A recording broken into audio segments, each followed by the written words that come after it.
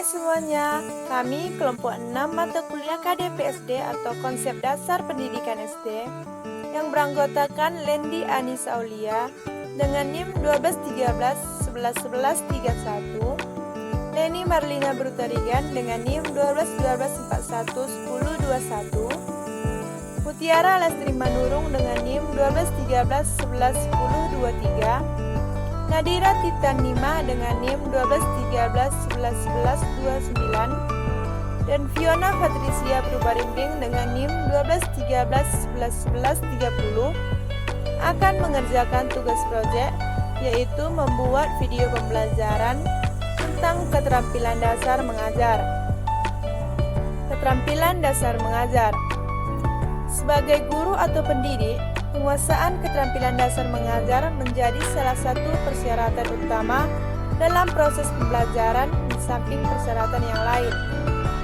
Hal itu dikarenakan keterampilan dasar mengajar atau teaching skill akan mempengaruhi guru dalam mentransfer pengetahuan, keterampilan, sikap dan nilai pada siswa dalam proses pembelajaran. Menurut Turnai tahun 1973, terdapat 8 keterampilan dasar mengajar yang dianggap sangat berperan dalam keberhasilan kegiatan belajar mengajar, yaitu keterampilan membuka dan menutup pembelajaran, keterampilan menjelaskan, keterampilan mengadakan variasi, keterampilan bertanya, keterampilan memberikan penguatan, keterampilan mengelola kelas, keterampilan mengajar kelompok kecil dan perorangan, dan yang terakhir keterampilan membimbing diskusi kelompok kecil.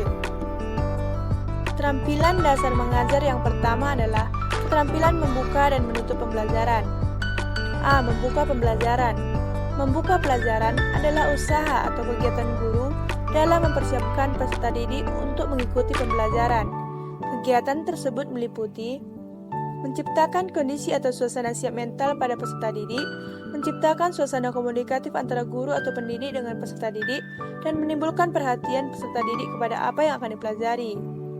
B. Menutup pembelajaran. Menutup pelajaran merupakan kegiatan guru atau pendidik mengakhiri kegiatan inti pembelajaran. Dalam mengakhiri pembelajaran ini, kegiatan yang dilakukan adalah memberikan gambaran menyeluruh tentang semua materi yang telah dipelajari dan mengetahui tingkat penyerapan siswa terhadap materi.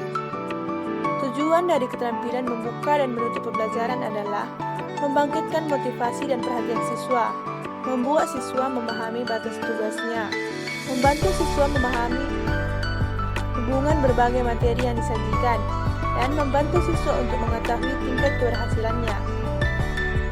Keterampilan dasar mengajar yang kedua adalah keterampilan menjelaskan.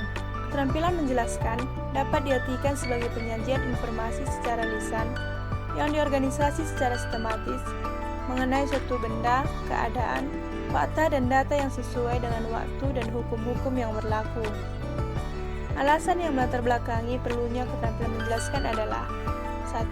Pada umumnya, interaksi komunikasi lisan di dalam kelas didominasi oleh guru. 2. Sebagian besar kegiatan guru adalah informasi. Oleh karena itu, efektivitas pembicaraan perlu ditingkatkan. 3. Penjelasan yang diberikan guru sering tidak jelas bagi siswa dan hanya jelas bagi guru sendiri.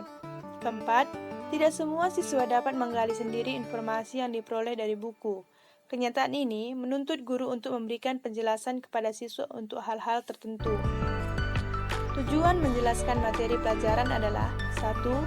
Membimbing murid untuk mendapat dan memahami hukum, dalil, fakta, definisi, dan prinsip secara objektif dan bernalar. 2. Melibatkan murid untuk berpikir dan memecahkan masalah-masalah atau pertanyaan. 3. Untuk mendapat balikan dari murid mengenai tingkat pemahamannya dan untuk mengatasi kesalahpahaman mereka. 4. Membimbing murid untuk menghayati dan mendapat proses penalaran dengan menggunakan bukti-bukti dalam pemecahan masalah. Prinsip yang harus diperhatikan oleh guru dalam memberikan suatu penjelasan yaitu: 1. Penjelasan dapat diberikan selama proses pembelajaran, baik di awal, di tengah, maupun di akhir pembelajaran. 2. Penjelasan harus menarik perhatian siswa. 3. Penjelasan dapat diberikan untuk menjawab pertanyaan siswa atau materi yang sudah direncanakan. Keempat, materi yang dijelaskan harus sesuai dengan tujuan pembelajaran dan bermakna bagi siswa. Kelima, penjelasan harus sesuai dengan latar belakang dengan tingkat kemampuan siswa. Keterampilan dasar mengajar yang ketiga adalah keterampilan mengadakan variasi. Mengadakan variasi berarti melakukan tindakan yang beraneka ragam yang membuat sesuatu menjadi tidak monoton di dalam pembelajaran, sehingga dapat menghilangkan kebosanan, meningkatkan minat dan rasa ingin tahu siswa, serta membuat tingkat aktivitas siswa menjadi bertambah. Pendapat yang sama dikemukakan oleh Uzair Usman, bahwa mengadakan variasi adalah suatu kegiatan guru dalam konteks proses interaksi belajar mengajar yang ditujukan untuk mengatasi kebosanan siswa, sehingga dalam situasi belajar siswa senantiasa menunjukkan ketekunan, antusiasme, serta penuh partisipasi. Komponen keterampilan mengadakan variasi yang pertama adalah variasi gaya mengajar guru. Variasi gaya mengajar guru adalah tingkah laku, sikap, dan perbuatan guru dalam melaksanakan proses pembelajaran. Variasi gaya mengajar guru meliputi variasi suara, variasi pemusatan perhatian siswa, variasi mengadakan kontak pandang dan gerak, variasi gerakan badan dan mimik, dan variasi posisi guru di dalam kelas. Komponen keterampilan mengadakan variasi yang kedua adalah variasi dalam penggunaan media dan alat pembelajaran. Variasi dalam penggunaan media dan alat pembelajaran antara lain adalah sebagai berikut. A. Variasi alat atau media yang dapat dilihat. B. Variasi alat atau media yang dapat didengar. C. Variasi alat atau bahan yang dapat didengar dan dilihat. D. Variasi alat atau media yang dapat diraba, dimanipulasi, dan digerakkan atau motorik. Komponen keterampilan mengadakan variasi yang ketiga adalah variasi pola interaksi dan aktivitas siswa. Dalam pola interaksi ini, guru bukan satu-satunya sumber informasi atau pengetahuan di kelas, tetapi guru berperan sebagai moderator, pembimbing, dan motivator. Interaksi guru dan siswa terjadi dalam bentuk interaksi verbal dan non-verbal. Pola interaksi dapat pula berbentuk klasikal, kelompok, dan perorangan sesuai dengan keperluan.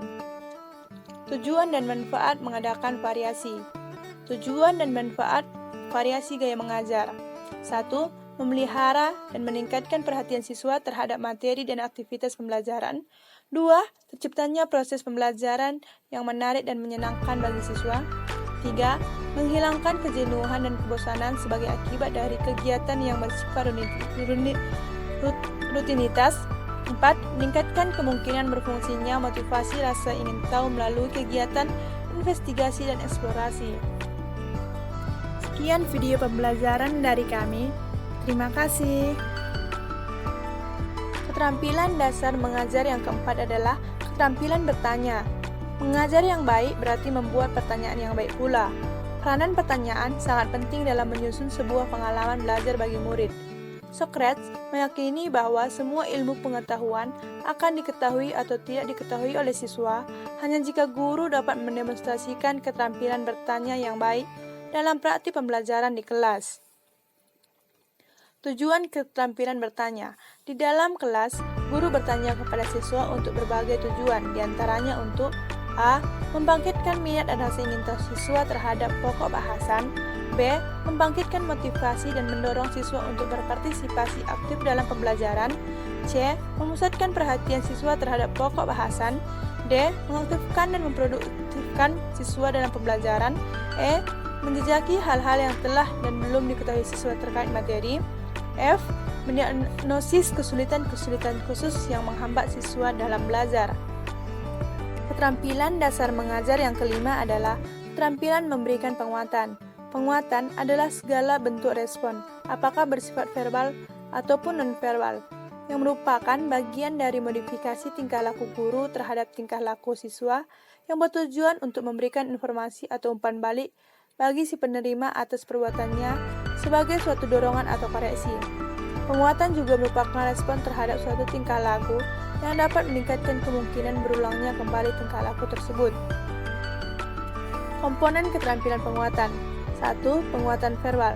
Penguatan verbal yaitu komentar yang berupa kata-kata, pujian, dukungan, pengakuan, dorongan yang dipergunakan untuk menguatkan tingkah laku dan penampilan siswa.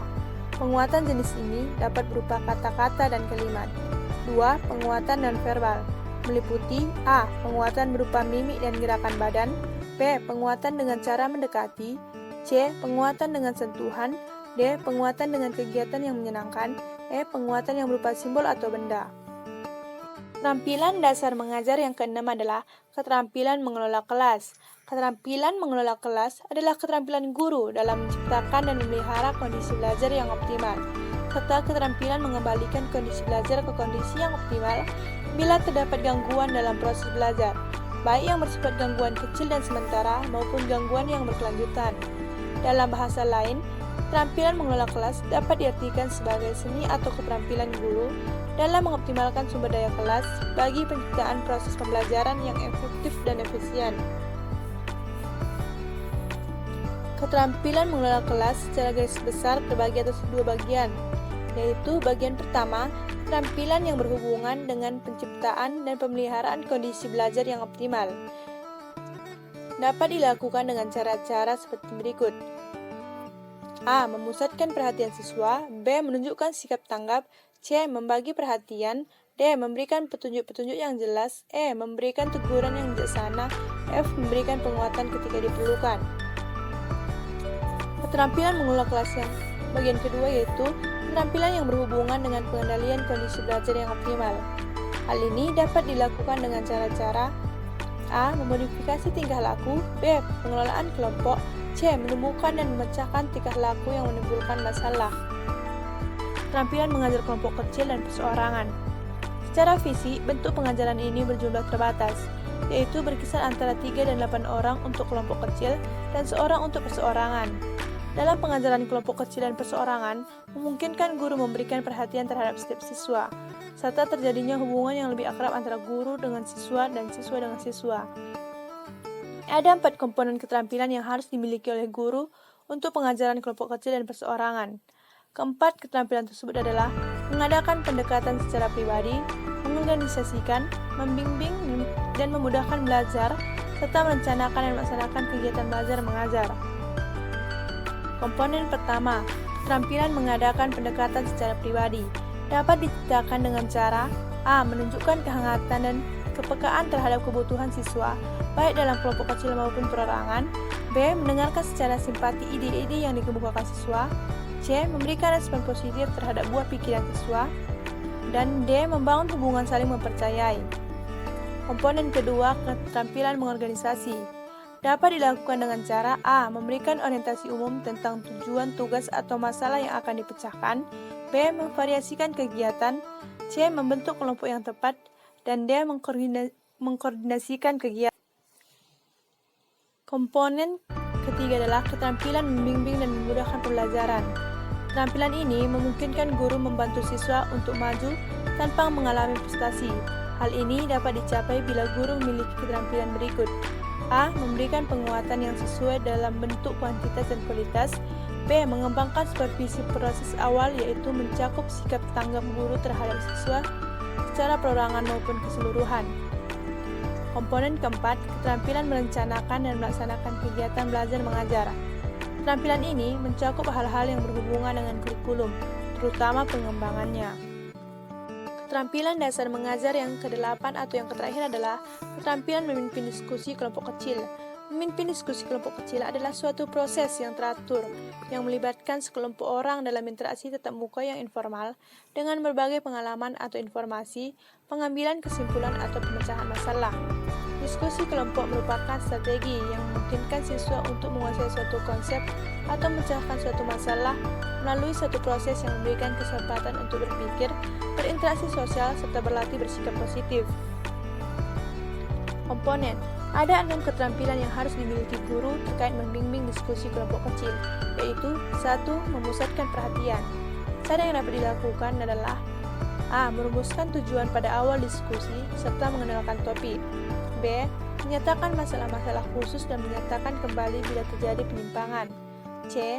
Menandai dengan cermat perubahan-perubahan yang tidak relevan yang menyimpang dari diskusi dan tujuannya, atau masalah khusus yang sedang dibicarakan. Dan D. Merangkum hasil pembicaraan pada tahap-tahap tertentu sebelum melanjutkan dengan masalah berikutnya. Kedua, memperjelas masalah urunan pendapat. Memperjelas dapat dilakukan dengan cara A. Menguraikan kembali atau merangkum urunan tersebut hingga menjadi jelas. B. Meminta komentar siswa dengan mengajukan pertanyaan-pertanyaan yang membantu mereka memperjelas ataupun mengembangkan ide tersebut. C. Menguraikan gagasan siswa dengan memberikan informasi tambahan atau contoh yang sesuai hingga kelompok memperoleh pengertian yang lebih jelas. Yang ketiga, menganalisis pandangan siswa. Menganalisis dapat dilakukan dengan cara A. Meneliti apakah alasan tersebut memang mempunyai dasar yang kuat. B. Memperjelas hal-hal yang disepakati dan tidak disepakati. Yang keempat, meningkatkan urunan siswa. Cara yang dapat dilakukan untuk meningkatkan urunan pikiran yaitu A. Mengajukan pertanyaan kunci yang menantang siswa untuk berpikir karena pertanyaan tersebut merupakan tantangan bagi ide atau kepercayaan. B. Memberikan contoh baik verbal maupun non-verbal yang sesuai pada saat yang tepat. C. Menghangatkan suasana dengan mengajukan pertanyaan yang mengundang perbedaan pendapat. D. Memberikan dukungan terhadap urunan siswa dengan jalan mendengarkan dengan penuh perhatian, memberi komentar yang positif, atau mimik yang memberikan dorongan serta sikap yang bersahabat. E. Memberikan waktu yang cukup untuk berpikir tanpa diganggu dengan komentar guru. Yang kelima, menyebarkan kesempatan berpartisipasi. Penyebaran kesempatan berpartisipasi ini dapat dilakukan dengan cara-cara berikut. A. Mencoba memancing urunan siswa yang enggan berpartisipasi dengan mengarahkan pertanyaan secara bijak. B. Mencegah terjadinya pembicaraan yang serentak dengan memberi giliran pada siswa pendiam terlebih dahulu. C. Mencegah secara bijaksana siswa yang suka memonopoli pembicaraan. D. Mendorong siswa untuk mengomentari urunan temannya hingga interaksi antar siswa dapat ditingkatkan. E. Meminta persetujuan siswa untuk melanjutkan diskusi dengan mengambil salah satu pendapat atau jalan tengah yang dianggap sesuai oleh guru apabila diskusi menemui jalan buntu. Yang keenam, menutup diskusi. Keterampilan terakhir yang harus dikuasai guru adalah menutup diskusi dengan cara membuat rangkuman, memberi gambaran, dan tidak lanjut untuk hasil diskusi. Sekian video pembelajaran dari kami. Terima kasih.